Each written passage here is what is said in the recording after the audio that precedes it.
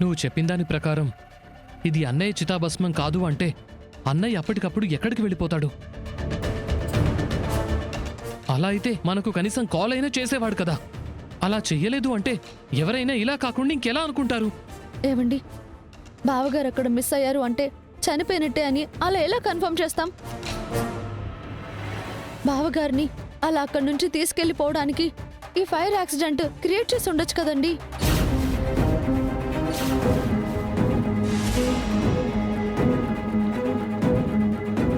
ఓయమ్మో, ఈ ఎమ్మె ప్లాన్ అంతా పక్కనే ఉండి చూసినట్టు కరెక్ట్ గా చెప్తా ఉండదు. శరణ్య, నువ్వు చెప్తున్నట్టు అన్నయ్య చనిపోలేదు, ఎవరో కిడ్నాప్ చేశారని కూడా మనం ఖచ్చితంగా చెప్పలేం కదా. అదే తెలుసుకోవాలండి.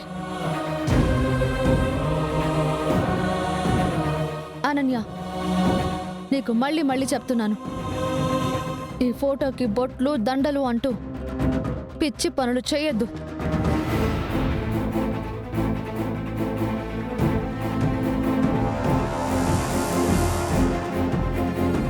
ఆనందా,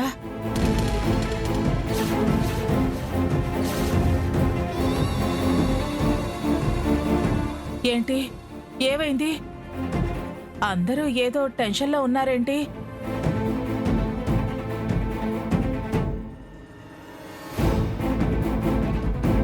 రోహిత్ ఫోటో రోహిత్ ఫోటో ఏంటి శరణ్య?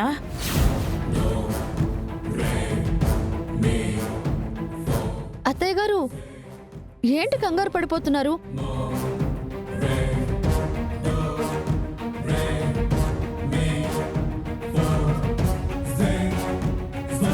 మీరు రోహిత్ బావగారి గురించి బెంగపడిపోతున్నారని మీకోసం ఈ ఫోటో ఫ్రేమ్ని మళ్ళీ చేపించాం అత్తయ్య గారు.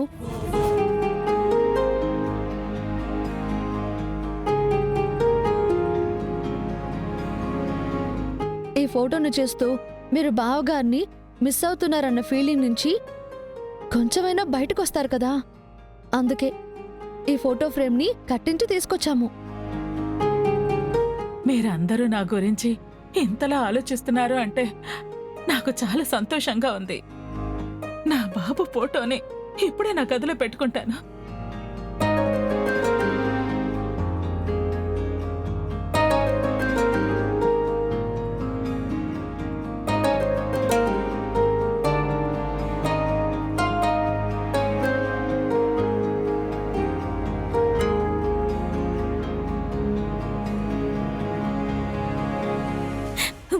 మీరు ఎన్ని కట్టుకథలైనా అల్లండి, పైన దేవుడు అనేవాడు ఉంటాడు, చూస్తాడు చూస్తాడు చూస్తాడు.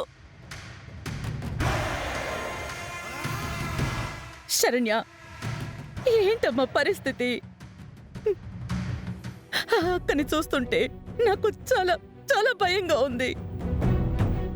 రోహిత్ ఏమైపోయాడని తనకి తెలిస్తే అసలు తట్టుకోలేదు. అత్తయ్య గారు, పోలీసులు ఆల్రెడీ బావగారి గురించి ఎంక్వైరీ చేస్తున్నారు. మనం కూడా మన తరపున ఎంక్వైరీ చేస్తే బెటర్.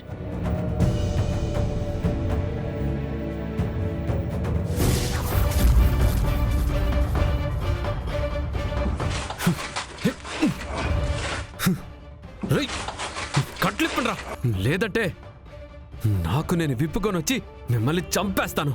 బాస్, మాకు మీరంటే బాగా రెస్పెక్ట్. ఎందుకంటే మీరు మా లేడీ బాస్కి బాగా కావాల్సిన వాళ్ళు కాబట్టే మిమ్మల్ని ఇంత మర్యాదగా చూసుకుంటున్నాం. అనవసరంగా మీరు మమ్మల్ని ఇలా అరిచి తిట్టి ఆ మర్యాదని పాడు చేసుకోవద్దు.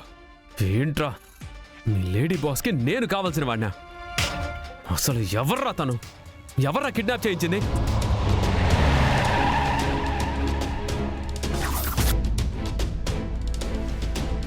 అదిగోండి వచ్చారు. నేను చెప్పడం ఎందుకు, మీరే చూడండి.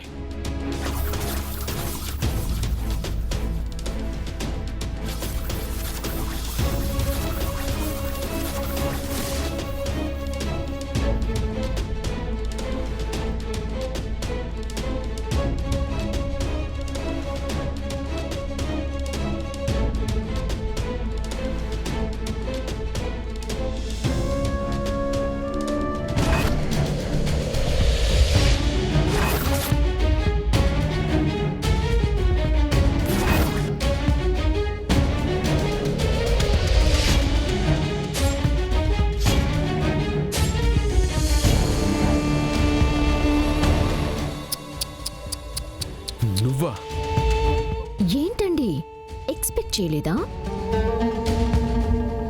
అయ్యో మొగుడా, మరి ఈ మాత్రం కూడా ఎక్స్పెక్ట్ చేయకుండా కామన్ ఆడియన్లా ఇంత అమాయకంగా ఉంటే ఎలా?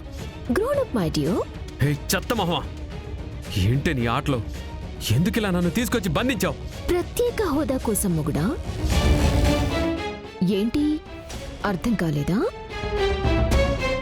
నా మెట్టి నింటా నాకంటూ విలువ లేకుండా పోయింది.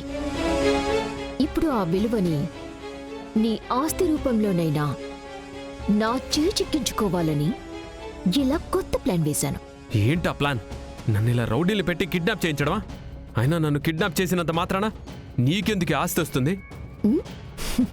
అసలు ఆస్తి ఏమైనా నా పేరు మీద ఉందనుకుంటున్నావా? వావ్, సూపర్ క్వశ్చన్ అడిగా మొగుడా. ఆస్తి నీ పేరు మీద లేకపోతేనే నీకంటూ ఆ ఇంట్లో వారసత్వం వాటా ఉంటుంది కదా. సో రాబోయే ఆ వాటాకు హక్కుదారిని నేను మాత్రమేనని ఈ పత్రాల మీద సంతకం పెట్టు. మొగుడా, నీకొక విషయం తెలుసా? మన ఫ్యామిలీలో అందరూ అగ్ని ప్రమాదంలో నువ్వు పోయావని అనుకుంటున్నారు.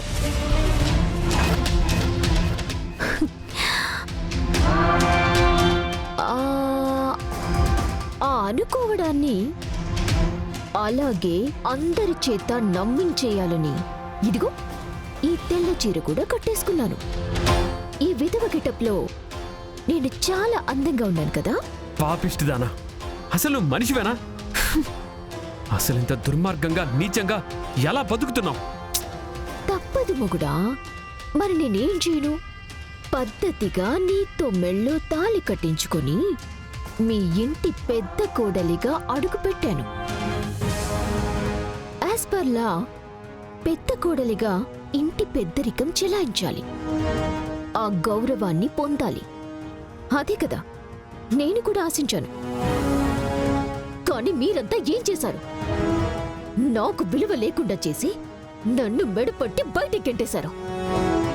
నిన్ను కాదని వెళ్ళిపోయిన ఆ ప్రీతిని మళ్ళీ ఇంటి కోడలిగా తెచ్చుకున్నారు. నన్ను పని మనిషి స్థాయికి తీసుకొచ్చారు. అందుకే మొగుడా, మీరు కలల్ని ప్రతి రూపంలో చెరిపేస్తే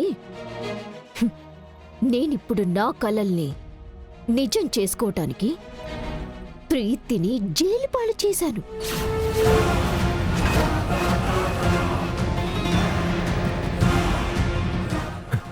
ఏంటి? ప్రీతి జైల్లో ఉందా? ఎందుకు? తనేం చేసిందని? అయ్యో, నువ్వు చచ్చావని నేను అందర్నీ నమ్మించానని చెప్పాను కదా.